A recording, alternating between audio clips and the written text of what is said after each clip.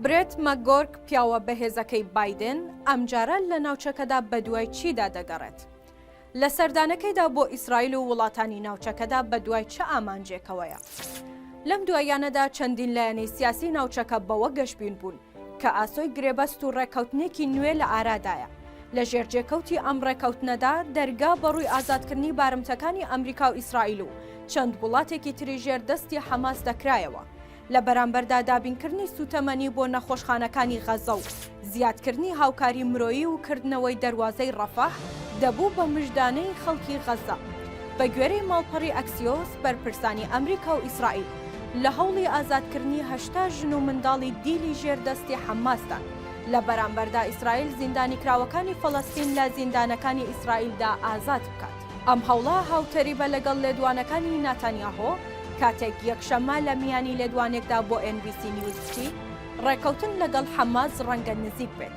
ئەمەش ڕێک دوای گەشتەکەی ئەنتۆنی بلینکن وەزیری دەرەوەی ئەمریکا دێت بۆ ناوچەکە و دوای ئەوەش گەشتەکەی ویلیام برنزی بەڕێوبەری هەواڵگری ئەمریکا کە تێدا لەگەڵ هاوتاکانی لە موسادی ئیسرائیل و هاوتاکانی لە بەرپرسانی ئۆردن و میسر و قەتەر کۆبەوە.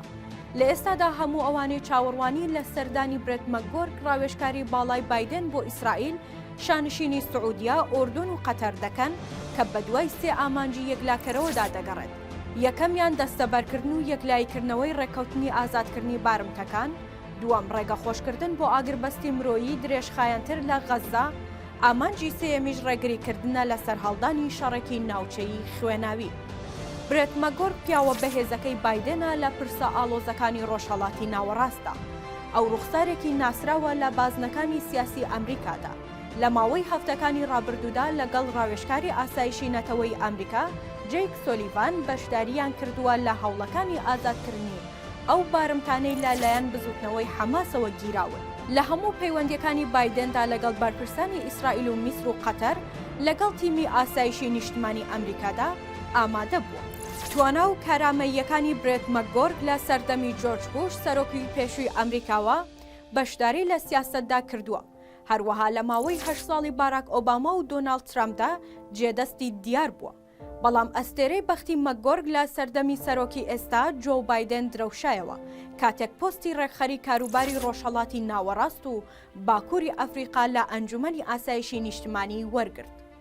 هەموو سەرۆکێکی ئەمریکا ڕاوێژکاریان نوێنەرێکی تایبەتی خۆی هەڵدەبژێرێت بۆ گفتوگۆ لەسەر پرسەکانی ڕۆژهەڵاتی ناوەڕاست کە ئەمە ڕێگا خۆشکەر دەبێت بۆ سیاسەتەکانی ئیدارەی ئەمریکا و یەکلایکردنەوەی هەر گرژیەک لە نێوان ئەمریکا و وڵاتانی ناوچەکەدا. ئەو کەسەی بەرپرسیارەتی ئەم فایلە گرنگە لە ئەستۆ دەگرێت دەبێت کۆمەڵێک سیفات و لێهاتووی هەبێت. ڕادە و سنووری دەسەڵاتەکانی کەسی بەرپرس لەم پۆستە جیاوازە بەپێی لێهاتووی و پەیوەندی و تواناکانی کەسەکە و ڕادەی توانای سەرکەوتنی لە گەیشتن بە ئامانجەکانی ئیدارەی ئەمریکا دەگۆڕێت. نوێنەرەکانی پێشووتر سیاسەتمەدار دێنیس ڕۆس یەکێک بوو لەو ناوە دیارانەی کە بۆ ماوەی 2 دەیە لە سەرکردایەتیکردنی ئەم بەرپرسیارەتیە بەردەوام لە ڕێگەی گەشتە زۆرەکانیەوە بۆ وڵاتانی ڕۆژهەڵاتی ناوەڕاست. هەڵگری دیدگای سەرۆکی پێشووی ئەمریکا بیل کلینتۆن بوو لە نێوان ساڵانی 1993 بۆ 2000دا وەک نێوەندگیری ئاشتی عەرەب و ئیسرائیل لە سەردەمی جۆرج بوش و دواتریش باراک ئۆباما ڕۆڵی گێڕاوە. جارێت کۆشنەریش لە سەردەمی دۆناڵد ترامپدا ئەندازیار و پەرەپێدەری دیدگای ئیدارەی ترامپ بوو بۆ ئاشتی لە ناوچەکەدا. هەرچی سەبارەت بە برێت مەگۆرکە ئەو دیپلۆماتکار و شارەزا نەبوو لە ڕۆژهەڵاتی ناوەڕاست، بەڵکو جۆرج بوشی کوڕ لە کارەکانیدا وەک پارێزەر و ئەکادیمی لە بواری یاسادا پشتی پێبەستەوە. ئەوەش دوای ئەوە نووسین و تیۆریەکانی دەربارەی شەڕی تیرۆر سەرنجی ڕاکێشاوە بە پێچەوانی ئەوەی پێش خۆی ئەم پۆستەیان هەبووە.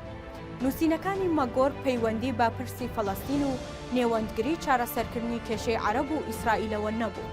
کاتێکیش هاتە ناوکاری دیپلۆماسی و سیاسی مەگۆرگ لەو کاتەوە ڕۆڵێکی گرنگ دەگێڕێت. بۆ پێی لە ساڵی 2004ەوە لە سەردەمی جۆرج بوشدا لە بەغدا کار دەکات و متمانەی لە نێوان ئەو ئیدارەیەدا پەیدا کرد. چونکە عێراق بازنەیەکی گرنگ بوو لە سیاسەتی دەرەوەی ئەمریکادا. لە سەردەمی باراک ئۆبامادا پەیوەندی مەگۆرگ لەگەڵ جۆ بایدن جێگری سەرۆکی ئەو کاتا پتەوتر بوو. لە ئیدارەی ئۆبامادا بەرپرسیار بوو لە دۆسیەی عێراق. هەروەها کاندید کرا بۆ وەرگرتنی پۆستی باڵوێزی ئەمریکا لە بەغدا لە ساڵی 2012 تا 2015. پاشان پۆستی نێردەی تایبەتی سەرۆکایەتی بۆ هاوپەیمانی نێودەوڵەتی بۆ ڕووبەڕووبوونەوەی داعش وەرگرت. لەم ئەرکە سەختەدا مەگۆرگ دەیان گەشتی بۆ وڵاتانی ناوچەکە و بە تایبەتیش بۆ سووریا و عێراق و وڵاتانی کەندا و ئەنجامدا بەرپرسی هەماهەنگی هەوڵە هاوبەشەکانی دژ بە داعش و هەماهەنگیکردنی هێندێک ئۆپراسیۆنی هەواڵگری بوو.